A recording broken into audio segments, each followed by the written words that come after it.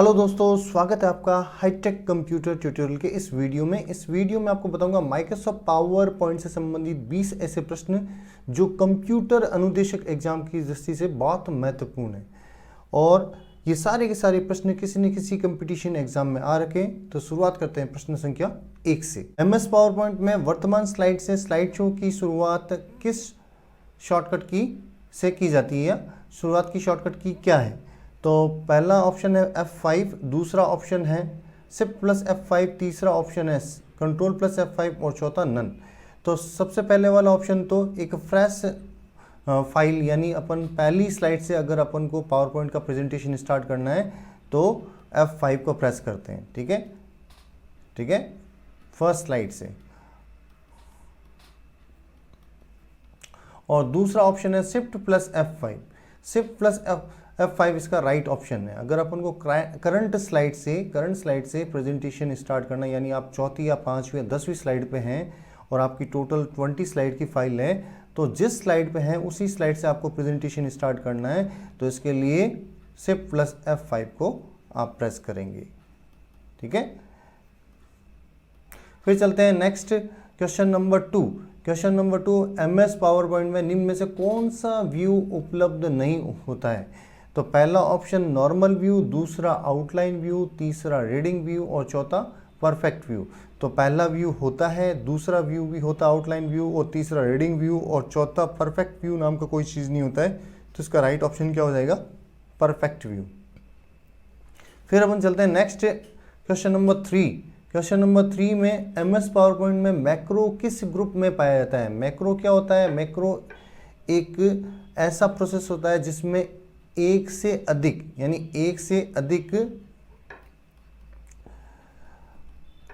Commands को sequence में store किया जा सकता है और उसको एक नाम दिया जाता है। ठीक है, एक से अधिक कमांड्स को अपन सीक्वेंस में स्टोर करके उसको एक नाम दे देते हैं, उसको मैक्रो बोला जाता है। तो ये function Word, Excel, PowerPoint तीनों में पाया जाता है।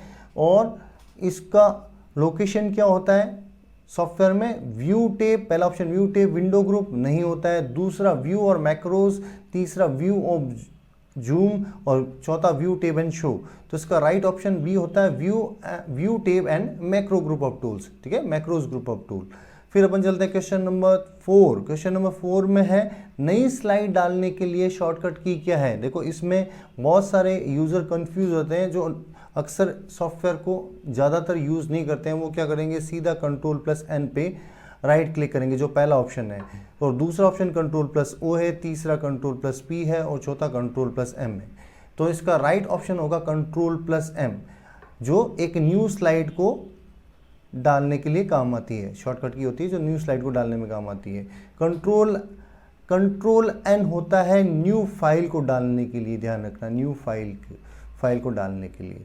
तो इसका राइट ऑप्शन क्या हो जाएगा? Control plus M.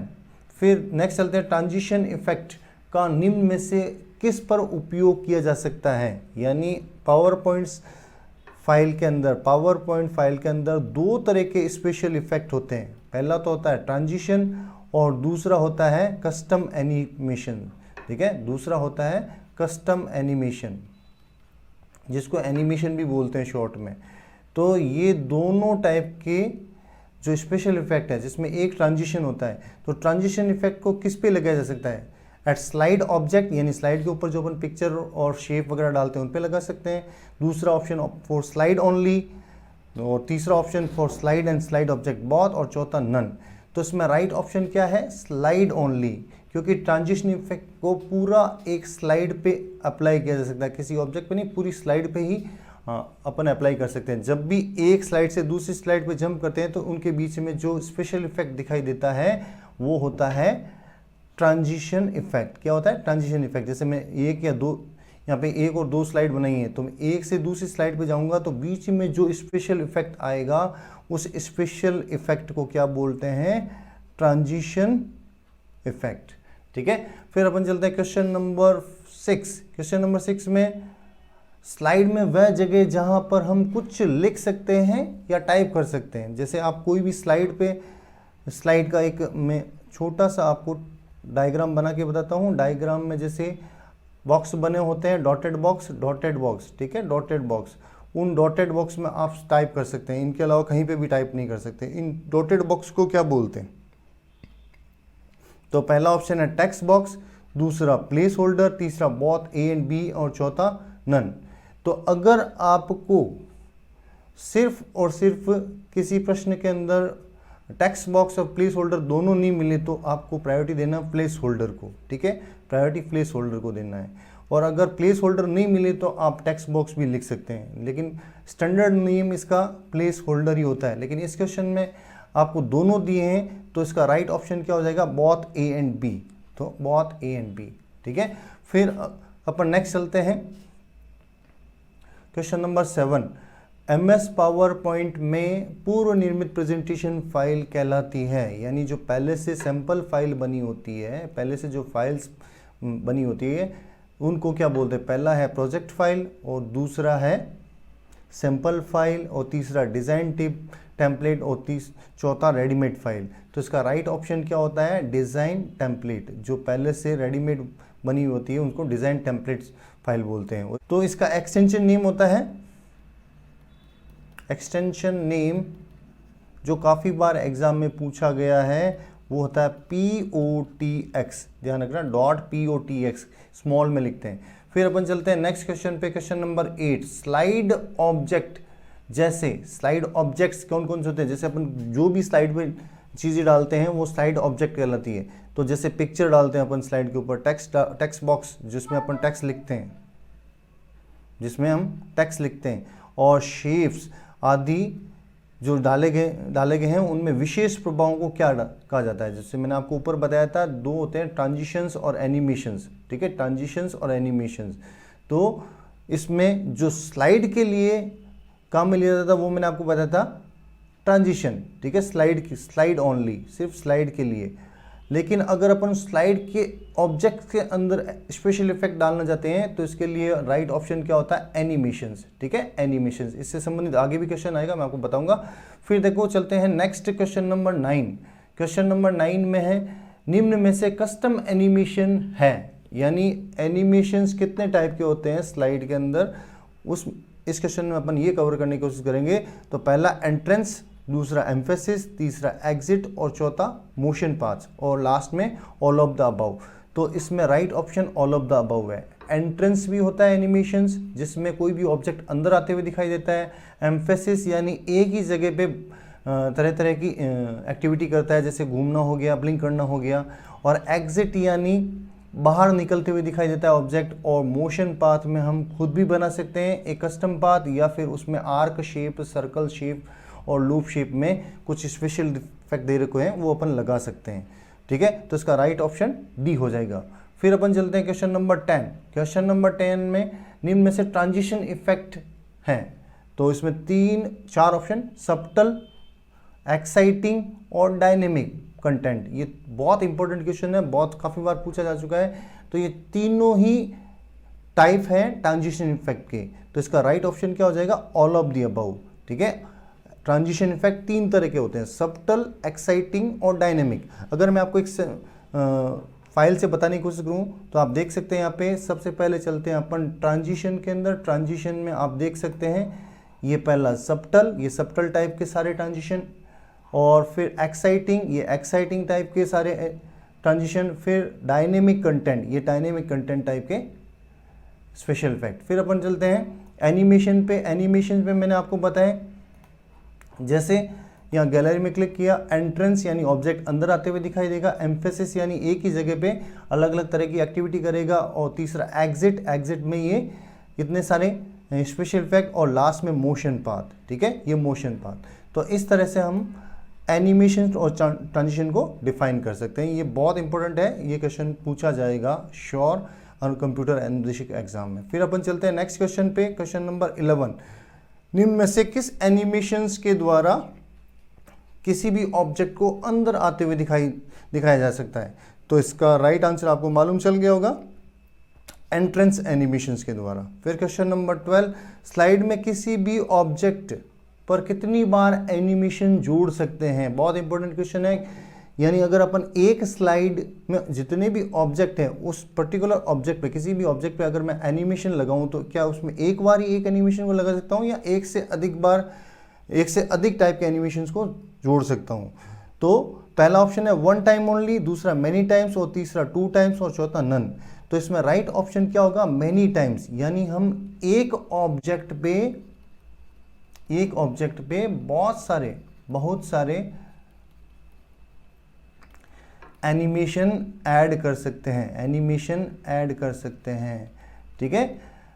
कैसे? इसका एक मैं आपको बटन बता देता हूं। जैसे मैं आपको इस पावर पॉइंट फाइल में गया और यहाँ पे अगर आप पर्टिकुलर एक एनिमेशन किसी भी पर्टिकुलर ऑब्जेक्ट पे लगाते हैं, जैसे मैं प्लेस होल्डर पे लगा रहा हूँ, और अगर मुझे इस पे एक और एनिमेशन लगाना है तो मैं ऐड एनिमेशन पे क्लिक करूंगा और यहाँ पे दूसरा वाला एनिमेशन लगा दूंगा, ठीक है। तो इस तरह से मैं एक से अधिक एनिमेशन जोड़ सकता हूँ किसी पर्टिकुलर एक ऑब्जेक्ट पे। फिर अपन चलते हैं नेक्स्ट क्वेश्चन नंबर 13 में निम्न में से पावर पॉइंट फाइल का एक्सटेंशन नेम है। तो ऊपर मैंने आपको डिज़ाइन टेम्पलेट के लिए बताया था। यहाँ पे पहला ऑप्शन .ppt, x.ppt और बोथ ऑफ द अबव और नन, ठीक है। तो अगर आपको किसी वर्जन का नाम नहीं दे रखा है, क्योंकि 2003 से पहले जो वर्जन है उनका तो एक्सटेंशन नेम क्या होगा? .ppt, और 2003 के बाद में जितने भी वर्जन है उनका नाम है .pptx, ठीक है, .pptx। फिर इसमें राइट ऑप्शन क्या हो जाएगा? Both of the above. फिर अपन चलते हैं क्वेश्चन नंबर 14 में पावर पॉइंट फाइल में टेक्स्ट के मध्य न्यूनतम स्पेस दिया जा सकता है ना, न्यूनतम व अधिकतम, ठीक है। यहाँ पे क्वेश्चन में ये मिस्टेक है, टाइपिंग मिस्टेक। न्यूनतम व अधिकतम स्पेस दिया जा सकता है, तो 0 to 100, 0 न्यूनतम और 100 मैक्सिमम। फिर बी ऑप्शन 0 और 200, तीसरा 0 और 500 और चौथा 0 और 1000। तो इसका राइट ऑप्शन है बी। ये भी क्वेश्चन आ रखा है एग्जाम में। फिर अपन चलते हैं अगले क्वेश्चन पे। क्वेश्चन नंबर 15, निम्न में से पावर पॉइंट का कौन सा व्यू सभी स्लाइड को एक साथ दिखा सकता है? तो मैंने आपको ऊपर भी बताए थे व्यूज, तो इनमें से कौन सा व्यू है जो सारी स्लाइड को एक साथ दिखा सकता है? तो स्लाइड शो पहला ऑप्शन, दूसरा फुल स्क्रीन और चौथा स्लाइड शॉर्टर, तीसरा स्लाइड शॉर्टर और चौथा नॉर्मल। तो इसका राइट ऑप्शन है स्लाइड शॉर्टर। तो मैं इस प्रश्न के अनुसार अगर आपको एक छोटा सा प्रैक्टिकल दिखाऊं, जैसे मैं पावर पॉइंट की फाइल में गया और यहाँ पे आप व्यू देख सकते हैं, नॉर्मल व्यू, आउटलाइन व्यू और slide shorter view, not space view, reading view. अगर मैं स्लाइड शॉर्टर करता हूँ तो सारी की सारी स्लाइड मुझे एज ए छोटी थंबनेल या छोटी स्लाइड में दिखेगी एक सिंगल विंडो के अंदर, ठीक है। तो इसको स्लाइड शॉर्टर व्यू बोलते हैं। क्या बोलते हैं? Slide shorter view. By default normal view पे ओपन होते हैं अपन, बाय डिफॉल्ट नॉर्मल व्यू में। तो अगला प्रश्न, निम्न में से कौन सा स्लाइड लेआउट है? यानी इसमें कौन सा नाम है जो स्लाइड लेआउट को रिप्रेजेंट करता है, ठीक है, ये उसका टाइप है। तो पहला है टाइटल, ठीक है, दूसरा टाइटल एंड कंटेंट और तीसरा सेक्शन हेडर और ऑल ऑफ द अबव। तो सबसे पहले स्लाइड लेआउट होता क्या है? स्लाइड लेआउट एक ऐसा डिज़ाइन पैटर्न होता है जिसके अंदर अलग अलग टाइप की स्लाइड डिज़ाइन होती है या टेक्स्ट बॉक्स रखने के पैटर्न होते हैं, ठीक है। तो ये तीनों के तीनों ही अलग अलग रखने के पैटर्न है, तो इस तीनों ऑप्शन ही राइट है। तो इसका राइट ऑप्शन क्या हो जाएगा? All of the above. अगर मैं इसका प्रैक्टिकल करके बताऊं आपको, तो यहाँ पे आप देख सकते हैं, मैं गया होम टैब के अंदर और यहाँ पे स्लाइड लेआउट में आप देख सकते हैं title slide, title and content, section header, title two contents and comparison title only. तो ये सारे लेआउट हैं या डिज़ाइन पैटर्न है, ठीक है। फिर हम चलते हैं नेक्स्ट क्वेश्चन पे। क्वेश्चन नंबर 17, पावर पॉइंट का मुख्य व्यू कौन सा है? मुख्य व्यू यानी मेन व्यू जो अपन ओपन करते ही देखते हैं वो वाला व्यू मुख्य व्यू कहलाता है। तो मुख्य व्यू, ठीक है, यहाँ पे प्रिंटिंग मिस्टेक हो गया। मुख्य व्यू कौन सा है? तो पहला ऑप्शन नॉर्मल व्यू, दूसरा आउटलाइन व्यू, तीसरा रीडिंग व्यू और चौथा स्लाइड शॉर्टर व्यू। तो पहला नॉर्मल व्यू राइट ऑप्शन होता है। इसको बाय डिफ़ॉल्ट व्यू भी बोलते हैं। क्या बोलते हैं इसको? By default. ये क्वेश्चन भी आ सकता है, ठीक है। बाय डिफॉल्ट व्यू कौन सा होता है, नॉर्मल व्यू। फिर अपन चलते हैं क्वेश्चन नंबर 18 में पावर पॉइंट फाइल में किसके द्वारा स्लाइड लेआउट को वापस डिजाइन किया जा सकता है।